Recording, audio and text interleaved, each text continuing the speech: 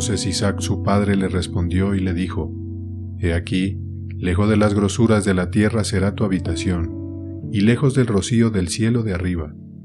Génesis capítulo 27, versículo 39. Aquí, en un texto se encuentra una promesa hecha por Isaac, pronunciada por inspiración del Espíritu de Dios, como es evidente porque las palabras tienen la naturaleza de una profecía y se registran en las Escrituras junto con su cumplimiento. Es una de esas cosas que se pronunciaron por inspiración de Dios y que fue hablada por un santo hombre de antaño movido por el Espíritu Santo. No había palabra escrita de Dios, o al menos ninguna instrucción y dirección de la Iglesia hasta el tiempo de Moisés, y en aquellos días era mucho más común que un hombre santo fuera inspirado que después, porque esa era la forma, especialmente para aquellos patriarcas que eran una especie de cabezas de la Iglesia visible de Dios. Acerca de la promesa en el texto, «He aquí tu morada será la grosura de la tierra, y como el rocío del cielo de arriba», quisiera observar dos cosas. Primero, a quien se le hace esta promesa, es decir, a Esaú. Las palabras son parte de la bendición de Esaú. Acerca de esta persona, es propósito de mi presente observación notar dos cosas. Primero, que Esaú había perdido las bendiciones del pacto de gracia. No era hijo de la promesa. Hubo un pacto de Dios hecho con Abraham, y ese pacto era un pacto de gracia. Las promesas de ese pacto estaban destinadas a algunos de sus descendientes, pero no todos sus descendientes según la carne. Ismael, aunque era su hijo y su hijo mayor, no era un hijo de la promesa, y por lo tanto no era heredero del pacto, al menos no en cuanto a su descendencia, pero en Isaac fue llamada su descendencia. E Isaac tuvo dos hijos y se esperaba que Esaú, siendo el hijo mayor, heredara la bendición como principal heredero de Isaac, pero la perdió. Vendió su primogenitura y su herencia de las bendiciones del pacto de Abraham con ella por un plato de lentejas, y es fuertemente estigmatizado por ello en las Sagradas Escrituras. Génesis 25, versículo 34, así despreció Esaú su primogenitura. En Hebreos 12, versículo 16, no haya ningún fornicario o profano como Esaú, que por un solo bocado de comida vendió su primogenitura. Así que Dios ordenó en su gran providencia que, aunque Isaac intentó darle la bendición a Esaú, se la dio a Jacob en su lugar. En segundo lugar, quisiera observar que Esaú, a quien se le hizo la promesa en el texto, fue aborrecido por Dios. Romanos 9, versículo 13, a Jacob amé, mas a Esaú aborrecí. Se discute si esto debe entenderse sobre su persona o sobre las naciones que fueron su descendencia. Hay razones para pensar que ambos fueron aborrecidos por Dios. Su persona, porque nada se registra en él en las Escrituras, sino lo que lo representa en tales colores, pero si lo entendemos solo de su descendencia, es igualmente para mi propósito actual. Fueron aborrecidos por Dios y él, la nación. Estas eran las personas a quienes se les hizo la promesa en el texto. Observaría lo que se promete, la grosura de la tierra y el rocío del cielo desde lo alto, lo que significa dos cosas, a saber, primero, abundancia de bienes terrenales. La grosura denota abundancia. Aquellos cuya porción es grasa tienen su alimento en abundancia. Habacuc 1, versículo 16. Un suelo fértil produce una cosecha abundante cuando es regado con el rocío del cielo desde lo alto. En segundo lugar, las bendiciones terrenales más selectas. La grosura de la tierra, o como decimos en nuestra forma de hablar, la crema de la tierra es la mejor y más selecta parte. Doctrina. Aquellos que Dios aborrece, no obstante, a menudo está dispuesto a darles abundancia de cosas terrenales y las más selectas de ellas. Proposición 1. Hay algunos hijos de los hombres que Dios aborrece.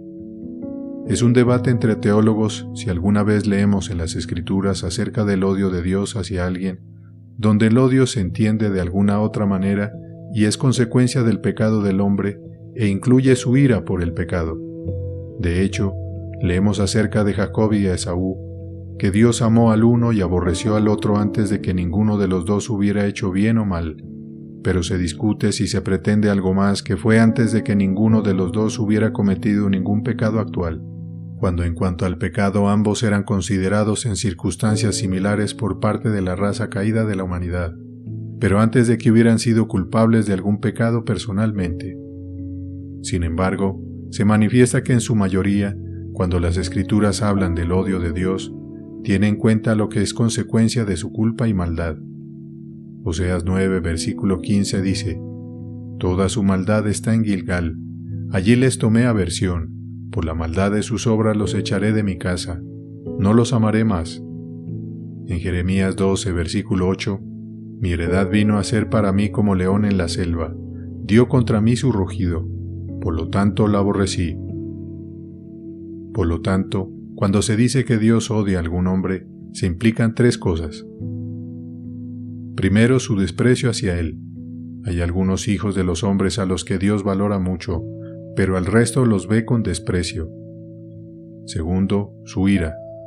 Dios, por la naturaleza de su pureza, tiene un aborrecimiento infinito del pecado, y como considera que son culpables de esos pecados, de los cuales tiene tal aborrecimiento, también aborrece a sus personas por sus pecados.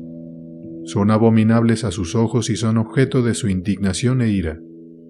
Dios está irado todos los días contra el impío. Salmo 7, versículo 11. Tercero, su propósito es nunca mostrarles misericordia, sino ejecutar su ira sobre ellos para siempre. Se dice que Dios está muy enojado con algunos a los que aún no odia. Así que Dios está muy enojado con todos los hombres malvados. La ira de Dios se dice que permanece sobre ellos, pero aún hay algunos que ahora están en un estado de pecado que Dios ama y ha amado con un amor eterno, y que Cristo ha amado con un amor a muerte. Tiene un diseño lleno de gracia para ellos. Pero hay otros hombres malvados que no solo tienen la ira de Dios ahora sobre ellos, sino que Dios nunca tiene la intención de mostrarles misericordia, que, por el contrario, tiene la intención de ejecutar su ira sobre ellos para siempre. No tiene misericordia reservada para ellos. Hay algunos que son vasos de ira. Hay algunos que han de ser pisoteados por el lodo de las calles. Hay algunos que son entregados finalmente a las lujurias de su corazón. Se les entrega un espíritu estúpido e insensible para vivir negligentes de sus almas mientras viven, y viven sin otro propósito que llenar la medida de sus pecados y madurar para el infierno. Así hay algunos hijos de los hombres que Dios aborrece. No los valora. Dios está enojado con ellos. Su ira e indignación arden contra ellos y no tiene diseños de misericordia para ellos, sino que tiene la intención de alejarlos eternamente y hacerlos perfecta y eternamente miserables sin ningún tipo de consideración por su bienestar. Proposición 2. Hay muchos quienes Dios aborrece, pero a quienes, sin embargo, está dispuesto a darles abundancia de bienes terrenales y los más selectos de ellos. Aunque Esaú era uno a quien Dios aborrecía y no tenía interés en las bendiciones del pacto que Jacob tenía, a quien Dios amaba, sin embargo, tuvo muchas más posesiones externas que Jacob mientras vivió. Jacob fue un hombre cuya vida estuvo notablemente llena de aflicción. Esaú se volvió grande. Su descendencia, durante muchos siglos, parecía tener posesiones mucho mayores. Sus hijos eran grandes hombres, duques. Génesis 36. Y leemos de un gran número de reyes que reinaron sobre Edom, antes de que reinara algún rey sobre Israel, mientras la descendencia de Jacob estaba en miserable esclavitud. Aunque los edomitas descendían de Esaú, de hecho, fueron sometidos por David, y así David sirvió a su hermano según lo predijo Isaac, su padre. Eso continuó por más de 250 años. Luego sacudieron el yugo y recuperaron su libertad en los días de Joiada, hijo de Josafat, rey de Judá, de modo que en su mayoría eran un pueblo próspero en aspectos externos. Si los hijos de Jacob suman todos sus tiempos de esclavitud, estuvieron en esclavitud mucho más tiempo que eso. Así ha sido común que aquellos a quienes Dios ha aborrecido hayan tenido más del mundo que aquellos a quienes Dios ha amado. Esto concuerda con la observación de Job en Job 21, versículo 7. ¿Por qué viven los impíos, envejecen y aún crecen en riquezas? Y así del salmista, en el Salmo 73, versículo 5 y siguientes. No están en aprietos como otros hombres, ni son afligidos como otros hombres, pero aquí más particularmente. Dios a menudo está dispuesto a dar a aquellos que aborrece una gran abundancia y plenitud de los disfrutes de este mundo. Tienen mucho más del mundo que los hijos de Dios. Dios a menudo les da abundancia de la riqueza del mundo. Abundan en plata y oro, tierras, vestimenta y abundancia de provisiones para comida y bebida. Sin duda, a menudo ha sido así que un solo hombre malvado que Dios ha aborrecido ha poseído más que todos los santos de Dios en el mundo. Sí, puede ser así cuando ha habido muchos miles de santos. Lo mismo es cierto en cuanto a honores y placeres. Dios ha estado dispuesto a darle los disfrutos más selectos del mundo. Ambos han sido verificados sin duda en muchos de los reyes y potentados de la tierra. Tienen lo mejor que se puede encontrar en sus dominios, o que se puede obtener de cualquier parte de la tierra, y Dios lo da libremente, no se lo reprocha, aunque en su mayoría tales han sido aquellos a quienes Dios ha aborrecido. Sí, aunque los ha aborrecido con un odio sumamente grande. Algunos de los más viles de la humanidad, los mayores pecadores, Dios ha tenido la mayor indignación hacia ellos. Han sido grandes perseguidores de los hijos de Dios. Aplicación 1. De aquí podemos aprender cuán insignificantes son los placeres terrenales, incluso los mejores de ellos. Dios es el gran dispensador de todas las cosas, y nadie tiene disfrutes espirituales ni temporales, sino aquellos a quienes Dios dispone. Y es una gran evidencia de cuán insignificantes son los más selectos placeres terrenales a los ojos de Dios, que Él los otorga tan abundantemente a aquellos a quienes no ama, a quienes no valora, sino que, por el contrario, desprecia y odia con un odio perfecto. Él nunca distribuirá estas cosas tan abundantemente entre ellos, mientras que comúnmente da a sus propios hijos solo un poco de ellas, si no supiera que en sí mismas son muy insignificantes y de muy poca valía. ¿Qué hombre en su sano juicio estaría dispuesto a conformarse con la porción que Dios frecuentemente asigna a aquellos que más odia? Si Dios no viera todas estas cosas terrenales como verdaderamente insignificantes, seguramente no estaría dispuesto a dar lo mejor de ellas a aquellos que odia. Reservaría algunas de las cosas más selectas para sus favoritos, pero no es así. Comúnmente da lo mejor de las cosas terrenales, la crema de todo lo que la tierra puede ofrecer, a aquellos que odia. Sí, a aquellos que odia con un odio peculiar. Da a sus hijos algo de esas cosas, tanto como sea necesario para llevarlos a través de su viaje hacia el cielo, pero lo mejor de ellas comúnmente lo da a aquellos que odia. Los tronos y coronas y palacios del mundo, y sus joyas más preciadas, sus mayores delicias, sus riquezas más costosas y sus mayores honores, y el poder y el dominio mundano más alto. Esas cosas comúnmente las arroja algunos a quienes más odia, lo cual es un argumento mucho mayor de que esas cosas son muy insignificantes a los ojos de Dios que lo que el dueño de la casa estima como insignificante. Eso es lo que arroja a sus perros, a sus cerdos. Esta doctrina muestra cuánto valora Dios las bendiciones espirituales por encima de las temporales, porque aunque Dios está dispuesto a dar a aquellos que odia abundancia de cosas terrenales, sí, está dispuesto a darle lo mejor de ellas, lo más selecto que la tierra puede ofrecer. Sin embargo, nunca les otorga grado de bendiciones espirituales.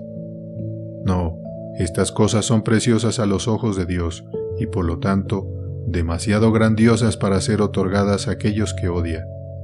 Están reservadas para sus favoritos.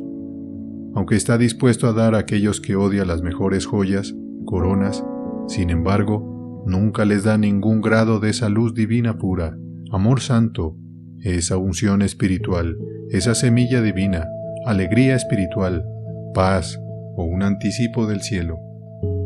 De ninguna manera tendrán el menor grado de cosas de esta naturaleza, de ninguna manera se les otorgará el menor gramo de bien espiritual. Dios sabe que estas cosas son infinitamente preciosas, son cosas demasiado costosas para ser otorgadas a aquellos que odia.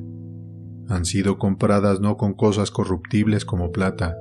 Dios está dispuesto a otorgar abundancia de cosas terrenales y lo mejor de ellas a aquellos que odia, y que ha designado como vasos de ira y que él tiene la intención de nada más que miseria porque sabe que lo mejor de las cosas terrenales no puede hacerlos felices. Sabe que no puede hacerlos menos miserables, no menos miserables por ellos. Sabe que, sin embargo, algunos de ellos están satisfechos por su porción, que aún son criaturas miserables, sí, que son más miserables. Aplicación 2. Esto debería despertar a aquellos entre nosotros que aún permanecen fuera de Cristo y no tienen otra porción que las cosas de este mundo. Aunque Dios ha aparecido de manera maravillosa, temo que aún haya un número de personas que se entregan a los bienes materiales y que no tendrán mejor porción que lo que Dios da a aquellos a quienes odia. Otros han recibido bendiciones preciosas. De hecho, preciosas. Han probado estas bendiciones espirituales. Conocen algo de la dulzura de la comunión con Dios, pero aún hay algunos de ustedes que se quedan con nada más que las cáscaras. Nunca han probado algo mejor que aquellas cosas que se lanzan a aquellos que están fuera de las puertas de la Jerusalén espiritual, entre perros y fornicadores. Cuán miserable es su condición con sus posesiones mundanas, su tierra, su ganado, sus adornos exteriores, sus placeres, con sus pobres almas piadosas marchitándose bajo la ira de Dios y listas para perecer. Y cuán miserables se harán en breve cuando deban ser despojados de todas estas cosas. Aplicación 3. La tercera aplicación puede ser la reprensión para reprobar la insensatez de aquellos que colocan su felicidad en los placeres de esta vida y por su causa descuidan sus almas. Cuando las personas viven bajo el Evangelio y se les llama a buscar su salvación, viven en el descuido de ella. Generalmente es por los placeres del mundo. Es porque sus corazones están en las cosas terrenales, están ocupados en otras cosas. Están sobrecargados con los cuidados y placeres de esta vida. Cuando se llama a los hombres a venir a la gran cena y comienzan a poner excusas, uno se excusa porque ha comprado un terreno, otro porque ha comprado bueyes, otro porque se ha casado. Se teme que, aunque sea un tiempo extraordinario en la tierra y muchos están despertando, aún hay algunos en esta congregación que incluso ahora viven en un gran descuido de sus almas. Si no las descuidan por completo, aún están lejos de buscar con empeño y compromiso. Que cada hombre hable ahora por sí mismo y rinda cuentas a su conciencia. ¿No es así contigo que descuidas tu alma de tal manera que no estás muy comprometido en tu espíritu por ti mismo? Y considera por qué lo haces. Hay algo que ocupa tus pensamientos y posee tus afectos. El corazón del hombre está comprometido con algo. ¿En qué está tu mente y corazón que descuidas tanto esa salvación eterna que la gente está buscando con fervor en todas partes del país? ¿No es alguna cosa terrenal u otra? ¿Las ganancias del mundo o algún placer terrenal? ¿O alguna ventaja temporal u otra que tienes en mente? No hay duda de ello, pero hay algo u otro que tiene gran posesión de tu corazón. Si no es la salvación eterna, es algo más, alguna cosa mundana. Aquellos que están seguros de sus pecados, es el mundo el que los adormece. Así buscan la salvación de manera ligera e inestable. Es el mundo lo que les estorba.